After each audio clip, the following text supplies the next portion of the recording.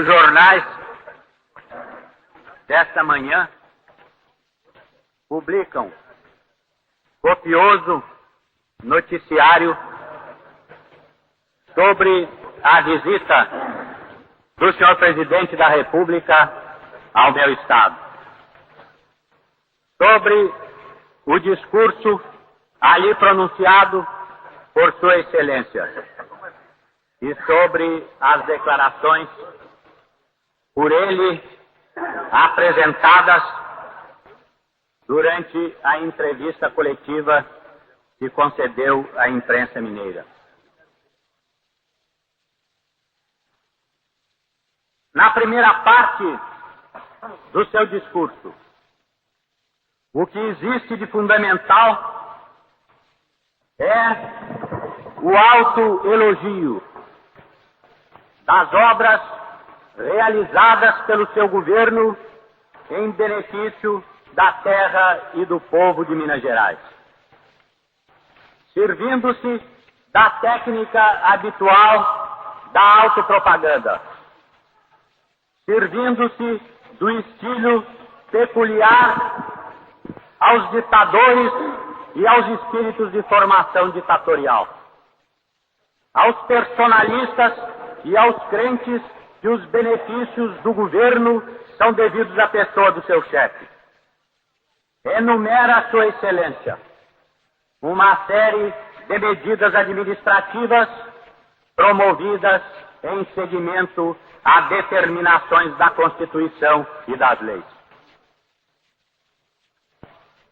Enumera o cumprimento da execução dos orçamentos da República. Enumera as vantagens conferidas pela assistência do Estado às unidades federativas nos termos da organização federal e nos termos das leis que regem a espécie. E não se esquece também de enumerar com minucioso cuidado até mesmo as providências tomadas no cumprimento dos dispositivos constitucionais adotados pela Assembleia de 1946 em relação à valorização do Vale do São Francisco. Mas não é, senhor presidente,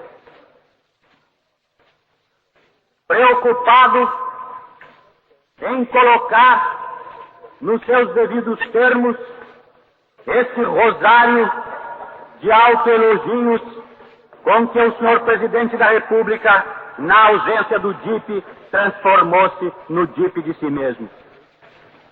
Não é, senhor presidente, com o empenho de restabelecer a verdade, nem de abrir polêmica com Sua Excelência na minha qualidade de mineiro.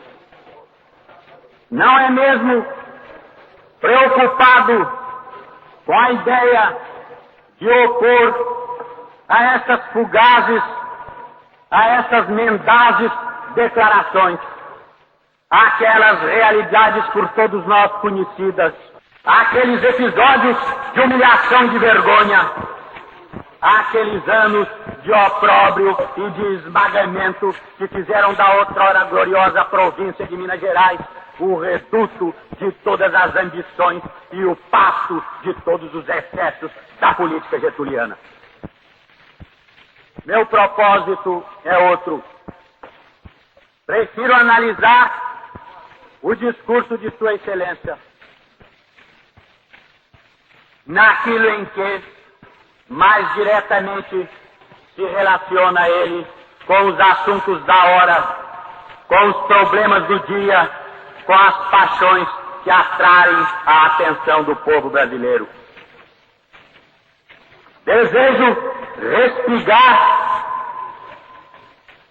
na fala otimista do presidente aqueles trechos finais em que Getúlio Vargas entra no debate do problema político.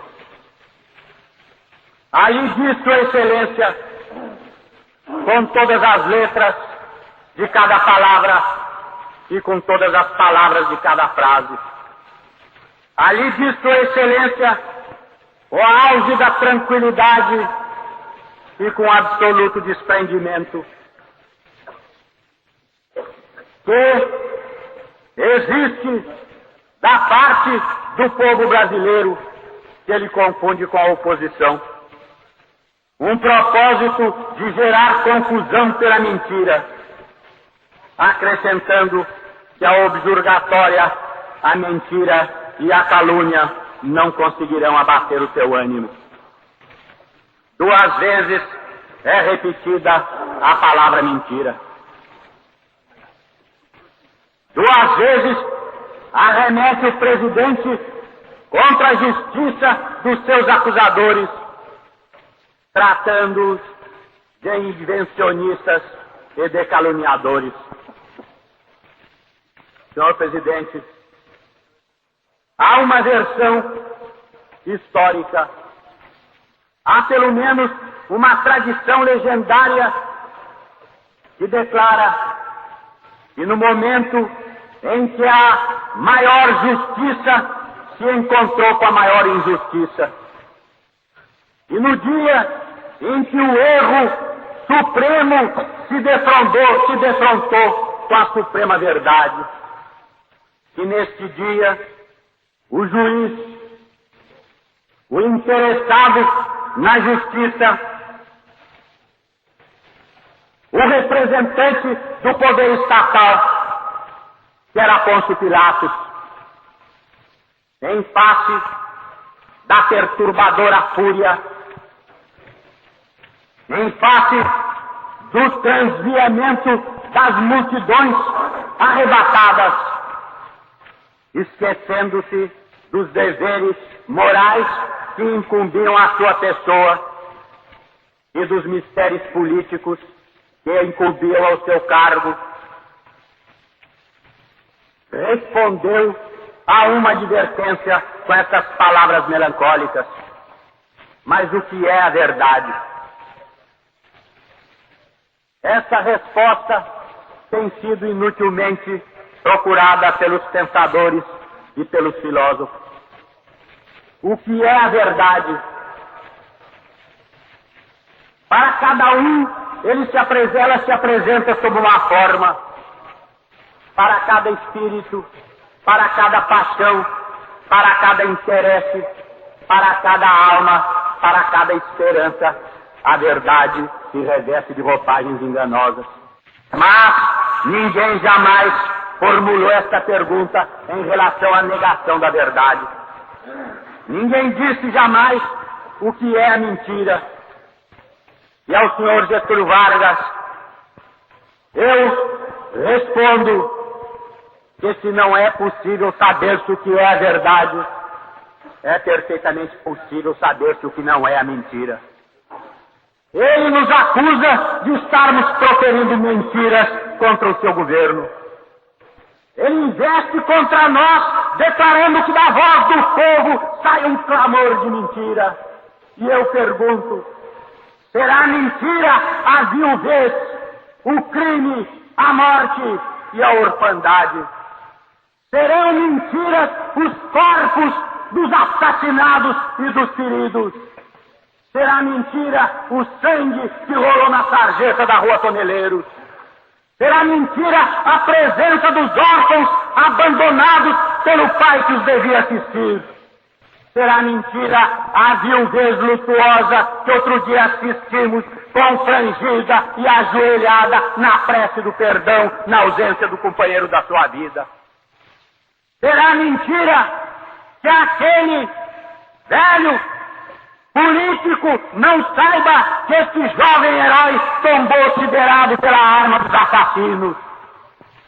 Será mentira, senhor presidente, essa declaração de que o condor das nossas Forças Armadas, de que um dos jovens dos condores que eram feitos para morrer lutando no céu, que uma dessas aves poderosas, cujas asas metálicas se irisam ao sol do Brasil, não morreu peleando, como diz essa figura oracular da nova república, o tenente Gregório Fortunato.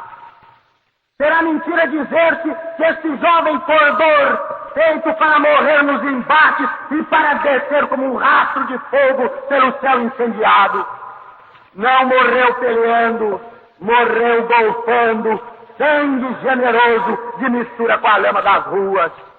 Morreu não peleando, porém que assassinado, porém que baleado, porém que fuzilado pelo sicário infame do governo numa tocaia noturna. Será mentira, senhor presidente. E eu clamo diante do Congresso, e eu lembro diante dos representantes da nação, e eu grito para as ruas, e eu recordo para o povo. Será mentira que falta um homem nas nossas forças armadas.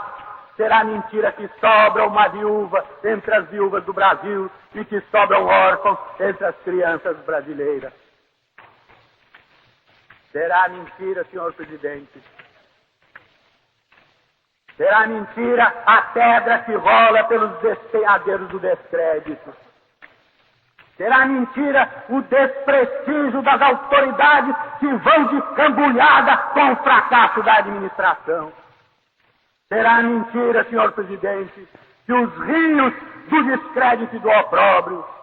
Será mentira que os rios e os ribeiros que descem as colinas da nossa vida pública se encontram, convergem e vão de roldão para a desagregação e para a desmoralização desse governo falido. Será mentira, senhor presidente. Será mentira que o país tenha assistido de algum tempo a esta parte as mais graves abalos na sua vida e na sua honra. Será mentira o inquérito da última hora. Será mentira o inquérito da carteira de exportação. Será mentira, senhor presidente, o espetáculo vergonhoso da submissão da nossa política internacional aos ditames e aos caprichos de um ditador platino. Será mentira acaso as pequenas misérias e as pequenas infâmias. Serão mentirosas ao lado da corrupção nacional as pequenas corrupções estaduais, as pequenas corrupções municipais dos caminhões das feiras livres e das impressões de cédulas para os apaniguados do poder. Será mentira tudo isso? Estaremos nós vivendo num meio de realidades ou de sonhos? Ou será ele o grande mentiroso? Ou será ele o grande enganado? Ou será ele o Pai Supremo da fantasmagoria e da falsidade? Nós não mentimos, senhor presidente. O que nós fazemos é conter a verdade, é reprimi-la dentro dos limites do nosso bom senso e do nosso patriotismo. É não permitir, é aconselhar, é insistir para que essa verdade não exploda na desordem e não rebente em torrentes de sangue. A evolução da nossa vida, a sucessão dos acontecimentos que têm golpeado a sensibilidade nacional, atingiu de fato a um limite insuperável. Chegou, na verdade, às fronteiras e aos limites do inimaginável, com o crime que nos últimos dias vem abalando a nação. Não me perderei em referências a fatos conhecidos. Não insistirei no protesto, na condenação e na revolta contra as conhecidas vergonhas. Procurarei apenas, com base em circunstâncias de fato irrecusáveis, colocar perante a nação, através dos seus representantes, os últimos aspectos dessa vergonhosa situação. Devo advertir que eu mesmo não estou no conhecimento de todos os detalhes e devo ajuntar que alguns dos pormenores de que sou conhecedor não os poderei transmitir porque a tanto me obriguei por compromisso formal. Devendo, aliás, esse compromisso ser entendido como uma manifestação de cooperação para com as autoridades que levam adiante e que prosseguem na investigação dos fatos, de vez que, nesse momento, a revelação de todos os pormenores poderia trazer empecilhos que saem irreparáveis à elucidação dos mesmos. O que posso assegurar à Câmara, com absoluta certeza, fato que já está no conhecimento das altas autoridades das Forças Armadas e da Polícia, compreendidos, entre elas, o Brigadeiro Eduardo Gomes e o chefe do Departamento Federal de Segurança Pública. O que está inteiramente provado, de acordo com documentos que oportunamente virão a público, é que, senhor presidente, antes de que as forças militares que procedem à investigação terem localizado o nome do último dos criminosos envolvidos nesse assunto, já a guarda do presidente da República, pressentindo que ele seria afinal preso, lhe davam fuga oficialmente e tomavam a iniciativa de protegê-lo com essa fuga. Porque, na verdade, se eu tivesse a leviandade do senhor presidente da República ao nos acusar infundadamente de mentirosos, se eu quisesse retrucar com essa leviandade incompatível com a magnitude e com a importância do seu cargo, eu teria muito mais razão do que ele, que nos chamou de mentirosos, para responder que dos fatos que chegaram ao meu conhecimento se poderia perfeitamente concluir que as investigações não pararam mais no Palácio do Catete, que as investigações transpuseram as portas deste mesmo palácio, que as investigações vão além das salas públicas deste palácio e que tinham chegado a próprios aposentos da família presidencial. Mas lá não chegarei. Lá não desejo chegar, porque tal declaração estaria fora das imposições objetivas dos fatos conhecidos. Lá não chegarei, porque não desejo de forma nenhuma dizer que nós estamos passando por paixão além dos limites permitidos pelo cumprimento do nosso dever. Entretanto, o que há de positivo, o que há de concreto, o que há de seguro, o que há de provado, o que há de irretorcível, é que, senhor presidente, a guarda do Palácio como órgão coletivo, a guarda do Palácio como instituição do Estado, a guarda do Palácio como aparelho do poder getuliano, sabia do crime, participava do crime pelo seu conhecimento dele e tomou todas as providências para dar fuga, para proteger, para inocentar, para fazer imunes os criminosos, para fazer com que eles estivessem alheios ao braço vingador da justiça. Essa é a verdade.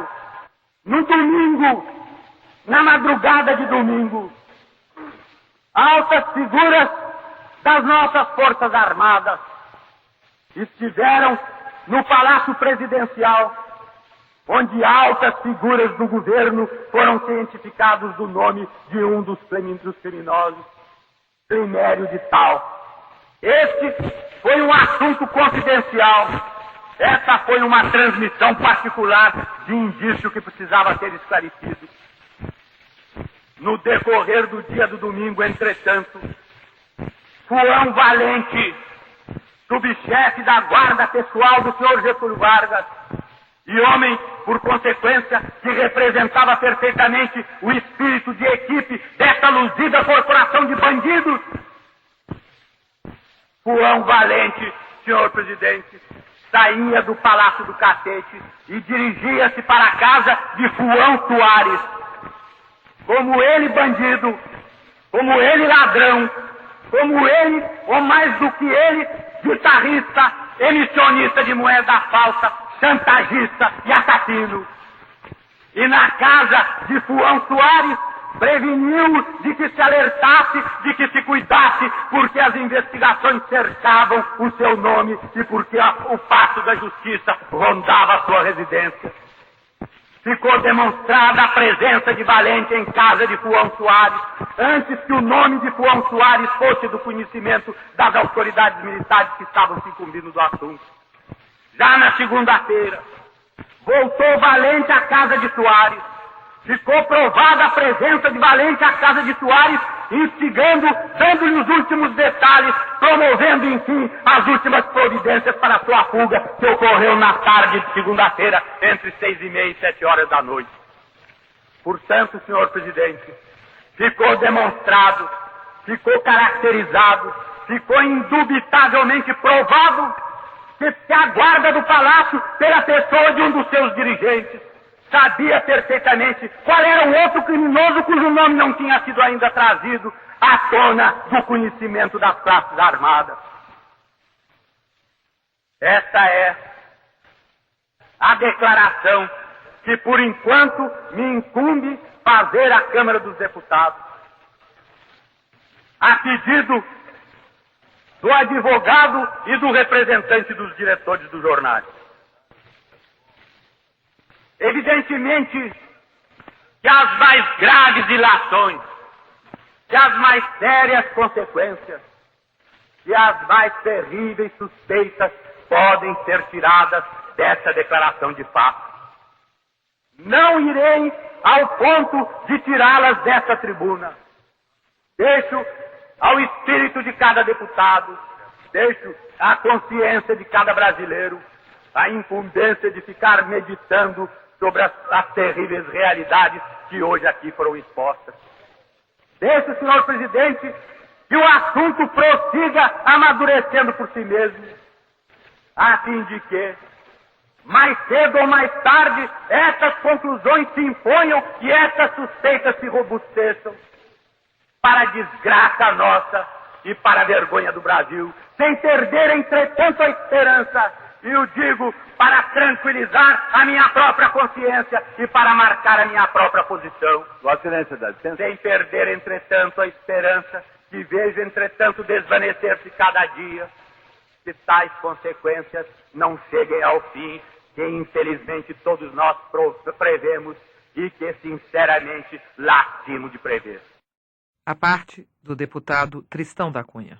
E para se apurarem essas coisas que já são do domínio público, foi preciso que a aeronáutica saísse das suas funções e assumisse a direção do inquérito, pondo de lado a polícia e colocando sob suas ordens até o presidente da República, que já declarou estar às ordens da aeronáutica a qualquer hora da noite para ser ouvido. Vê, Vossa Excelência, a subversão completa da ordem pública, a subversão completa da autoridade, porque o governo da República não existe mais.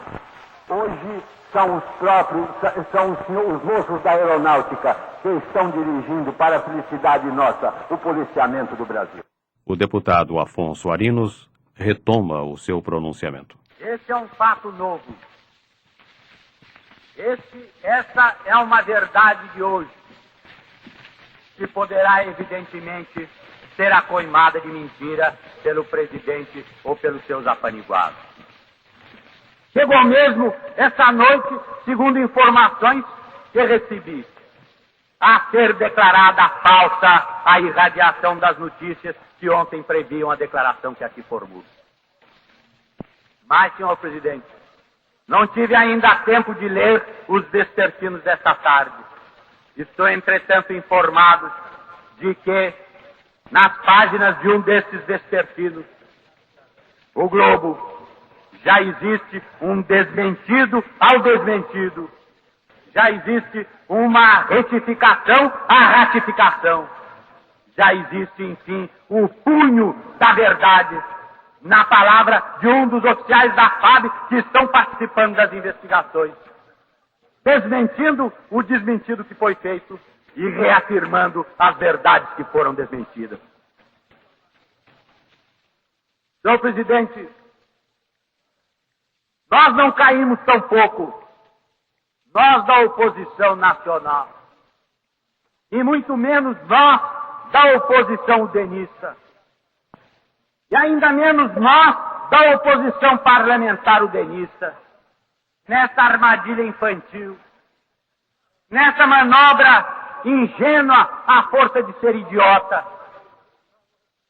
Nessa urdidura primária tosca, que é a de tentar colocar o problema como a partir de ontem vem se tentando, nos termos de uma polêmica entre oposição e governo. Nós queremos dizer face a face, frente a frente, em alto tom, com a vista diretamente dirigida aos olhos do povo brasileiro, que nós não estamos agindo aqui como oposição. Que eu não estou falando aqui como líder do meu partido. Eu estou falando aqui como deputado do meu povo, como representante da minha nação. Eu estou falando pela voz estrangulada dos que temem ou dos que não podem falar. Eu estou tendo o privilégio de dizer aquilo que toda a gente pensa, inclusive os companheiros de governo que vêm aqui dizer que não pensam conosco. Eu estou, senhor presidente, sob qualquer risco, enfrentando qualquer ameaça, olhando de frente qualquer tentativa de intimidação, qualquer apodo, qualquer injúria, qualquer crime, cumprindo meu dever de brasileiro, dizendo ao povo do Brasil que existe no governo desse país uma malta de criminosos e que os negócios da nossa república estão sendo conduzidos ou foram conduzidos até agora por egressos das penitenciárias ou por pretendentes das cadeias. É o que eu venho dizer, é o que eu estou dizendo, é o que nós todos diremos. Isso que dizemos não é palavra de oposição, isso que dizemos é o clamor popular. Isso que estamos dizendo não é desafio da ambição, isso que estamos dizendo é o dever da humildade, é o cumprimento duro, é o cumprimento inflexível da nossa obrigação. Por isso, senhor presidente, eu falo a Getúlio Vargas como presidente e como homem. Eu falo a Getúlio Vargas como presidente e lhe digo, presidente, lembre-se, Vossa Excelência, das incumbências e das responsabilidades do seu mandato. Lembre-se dos interesses nacionais que pesam não sobre a sua ação somente, mas sobre a sua reputação. E eu lhe digo, presidente, houve um momento em que Vossa Excelência encarnou de fato as esperanças do povo. Houve momentos em que Vossa Excelência de fato se irmanou com as aspirações populares. Premido pelo povo, Vossa Excelência, que tinha sido fascista e partidário dos fascistas, foi à guerra democrática. Levado nos ombros do povo, Vossa Excelência, que oprimiu o povo e que esmagou o povo e entrou pela mão do povo no Palácio do Catete. Mas eu digo a Vossa Excelência, preze o Brasil que repousa na sua autoridade. Preze a sua autoridade sobre a qual repousa o Brasil. Tenha coragem de perceber que o seu governo é hoje um estuário de lama e um estuário de sangue. Observe que o seu palácio é o vasculhadouro da sociedade. Verifique que os desvãos da sua casa de residência são como o subsolo de uma sociedade em podridão. E alce os olhos para o seu destino e observe as cores da bandeira e olhe para o céu a cruz de estrelas que nos protege e veja se é possível coadunar-se a autoridade de um governo que se irmana com criminosos. Se é possível restabelecer-se a força de um executivo caído nos últimos desvãos da podridão e da covardia. Senhor presidente, eu lhe falo como presidente, reflita nas suas responsabilidades de presidente e tome, afinal, aquela deliberação que é a última que um presidente do seu estado pode tomar. E eu falo ao homem, Getúlio Vargas, e eu lhe digo, lembre-se da glória da sua terra e do ímpeto do seu povo.